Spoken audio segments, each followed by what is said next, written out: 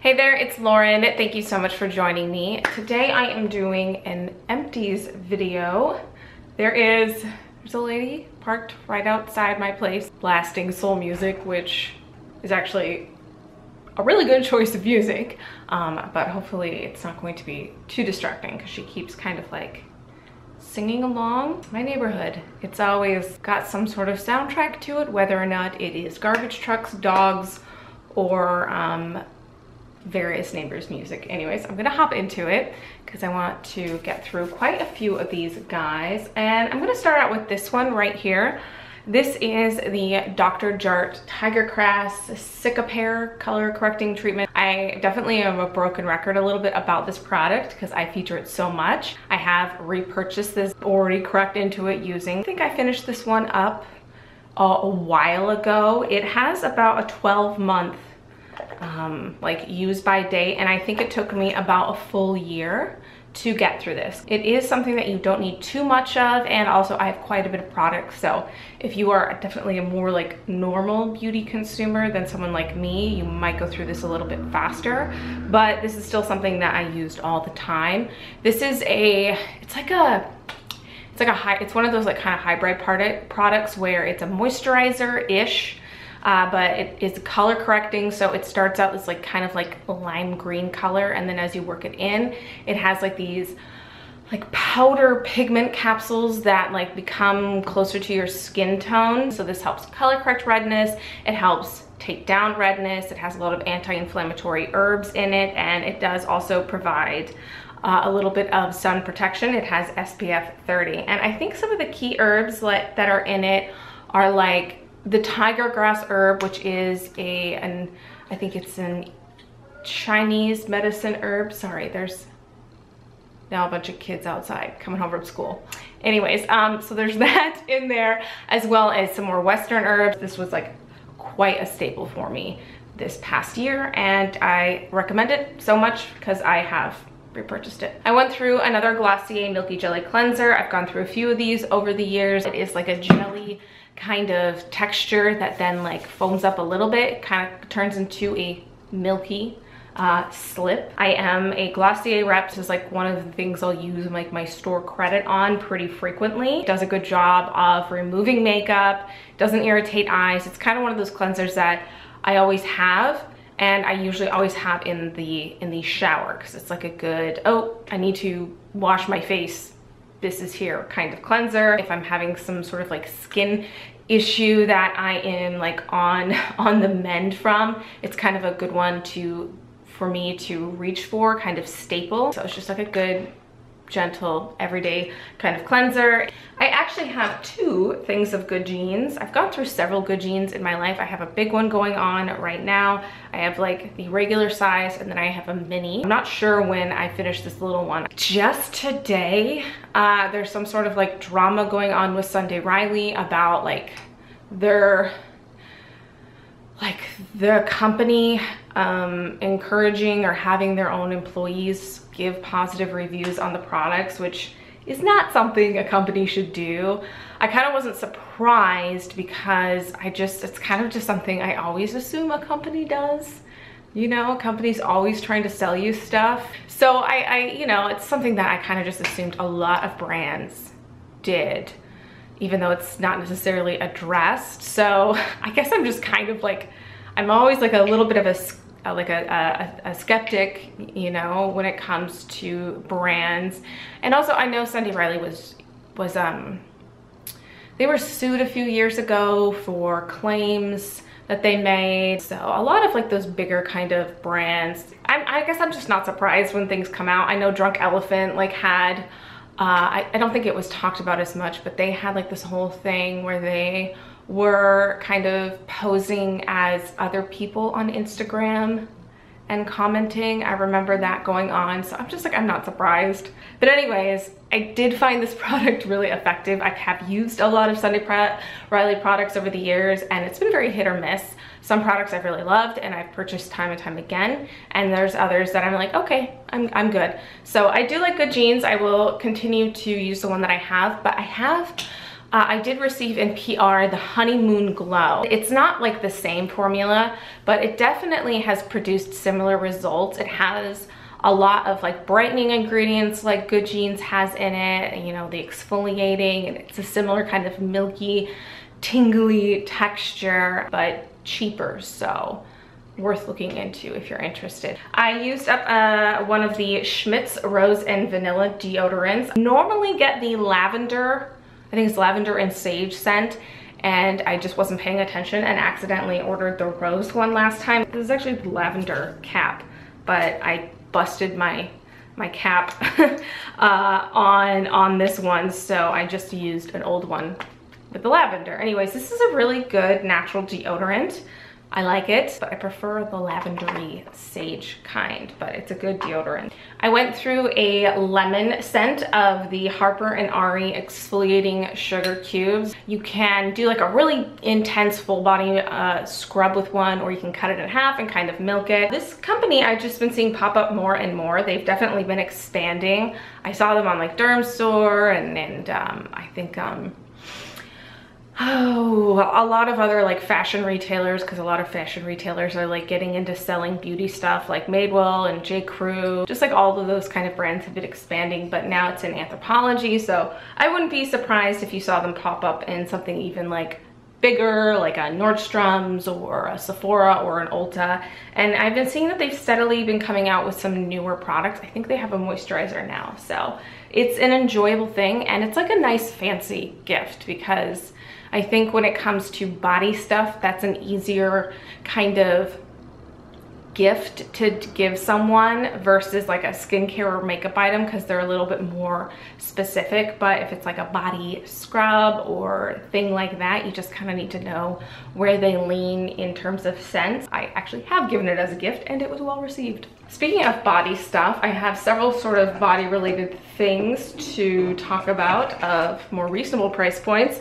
I went through a lemongrass and coconut body oil from Trader Joe's. I just did a body oils, lotions, moisturizers video, and this was in there. I love this. Really cheap. I think it's like $3.99, at least in my state. I know in every state prices vary for grocery goods and things like that, but really like this. I will continue to purchase this. It is coconut, olive, and sweet almond oil based. Oh, and it also has jojoba in there, and then it's scented with lemongrass. If you're not a lemongrass person, wouldn't recommend it, but I won't talk too much about it because I just talked about this guy, but I really like it.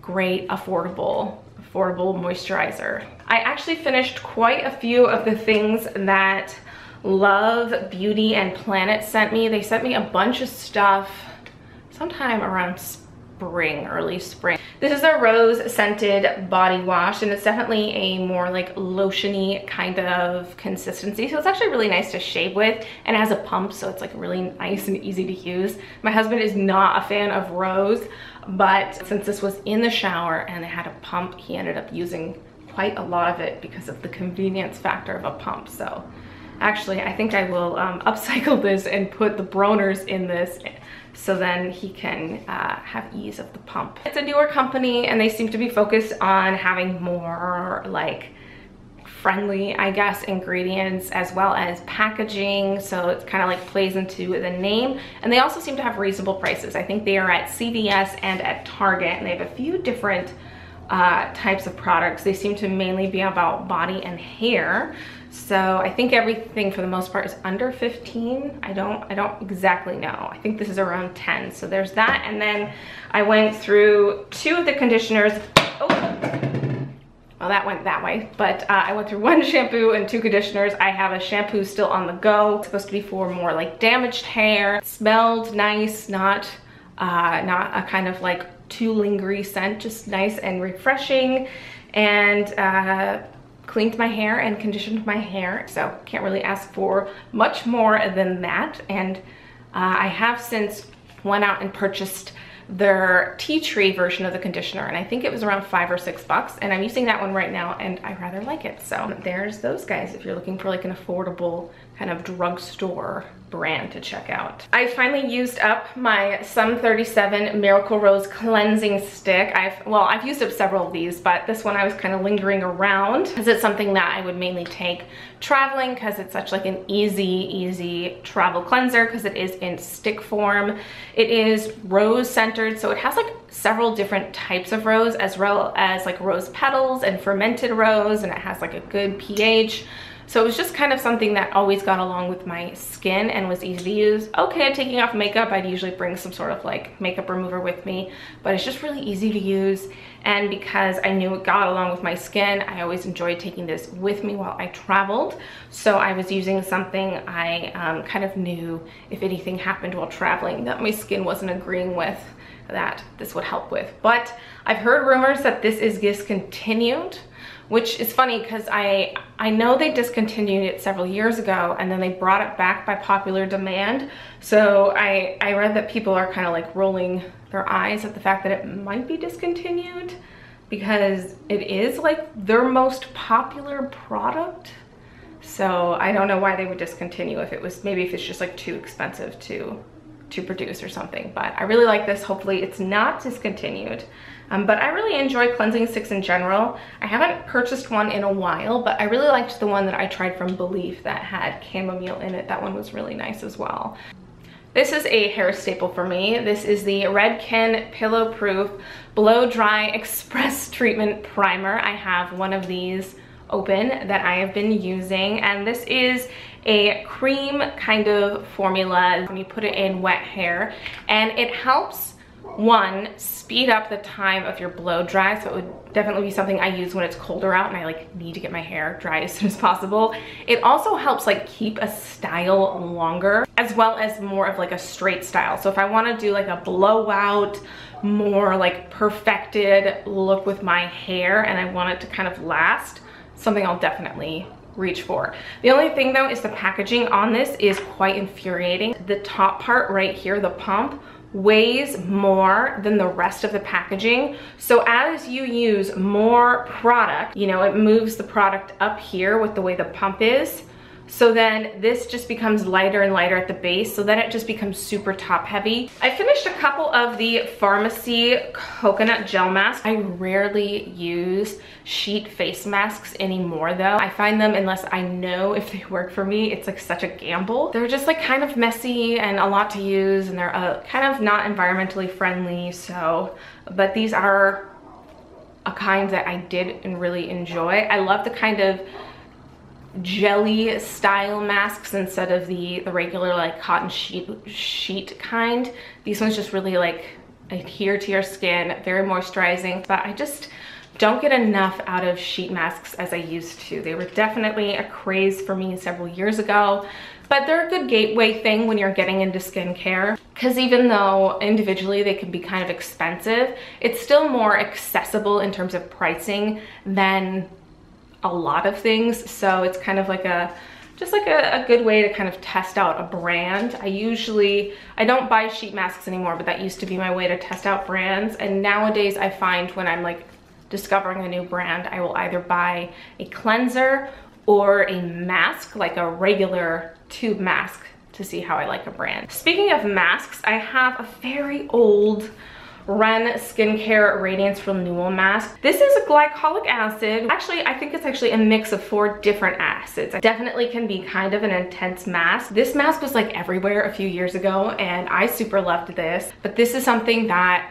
ended up in the back of my cupboard and I forgot about, and it's definitely too old to use now, and it has probably like two or 3 uses left in it, which is kind of a bummer because this wasn't like the cheapest mask, but I can tell I wouldn't want to try this out just because I know how old this is, but it has like some fuzz that is growing on it, which is definitely my fault.